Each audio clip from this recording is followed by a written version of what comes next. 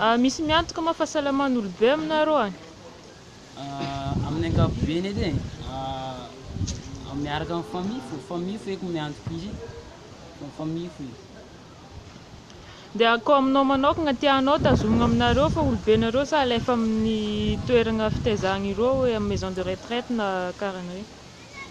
Koa avy aminaka allo fo tanako aminay ao satria boka tsy mitovy traiten'olo olobenao ndraiky anao mitraité izy. Dia taloha nisy karatra maitso ho an'ny olo 55 ans miakatra dia zao nefa izy nifoagnana dia araka ny hevitranao tokony averina regny sa karakory? Aminazy apody donc satria magnampy be zegny izy igny ho an'olo fa beantitra. Fa olo beantitra boka matetika fa tsisy raha atao, tsisy asa atao, dia manampy be andreo zegny raha izy. Dia amin'ny lalàgna vaovao koa hoe nahematra 60 ans viavy vao retraite dia lehilahy 65 ans dia nefa taloha izy 55 ans 60 ans. Ankasitrahanao zany sa karakory?